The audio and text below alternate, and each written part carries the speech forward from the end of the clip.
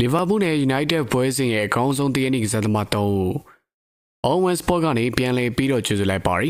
Ruben Amorim ရဲ့ Manchester United အသင်းကတော့ပထမဦးဆုံးချိန်ဖြစ် Premier League နဲ့ပွဲဆက်တိုက်နိုင်ပွဲရရှိခဲ့ပြီလည်းဖြစ်ပါရီ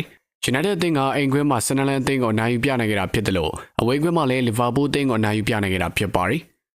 Liverpool အသင်းရဲ့နိုင်ပွဲကတော့ United အသင်းအတွက်တမိုင်းမှတ်တမ်းစုကိုပါချိုးဖျက်နိုင်ခဲ့တာဖြစ်ပါရီAnfield မှာနိုင်ပွဲမရတာကဆယ်စုနှစ်တစ်ခုနီးပါးရှိနေတဲ့ဂျိမ်းစာစုကို United အသင်းကချိုးဖျက်သွားနိုင်ခဲ့တာပဲဖြစ်ပါရီဒီပွဲစဉ်ရဲ့အကောင်းဆုံး United ကစားသမား3ယောက်အကြောင်းကိုဖော်ပြပေးပါမယ်ပထမတစ်ယောက်ကတော့ Harry Maguire ပဲဖြစ်ပါရီ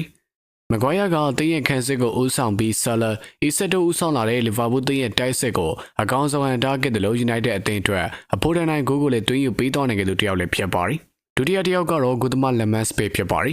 Lemans ကတော့ဒီရဲ့ပွဲမှာဂိုးပေါက်ကာကွယ်မှု9ချိန်အထိကိုမှပြုလုပ်နိုင်ခဲ့တာဖြစ်တယ်လို့ပြိုင်ဘက်နဲ့တဦးချင်းအတွေ့အကြုံတွေမှာလည်းစွမ်းဆောင်ရည်ကောင်းတွေကိုပြသထားနိုင်ခဲ့တာပဲဖြစ်ပါရီ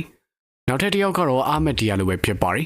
အာမက်ကတော့အသင်းအတွက်တွင်းကုန်းတစ်ကုန်းကိုဖန်တီးပေးနိုင်ခဲ့တာဖြစ်တယ်လို့ခန်းစစ်နဲ့တိုက်စစ်ကိုအကောင်းဆုံးလိုက်ပါပြီးလောအားလုံးကောင်းကောင်းနဲ့ကစားပေးသွားနိုင်ခဲ့တာဖြစ်ပါရီခင်ဗျာ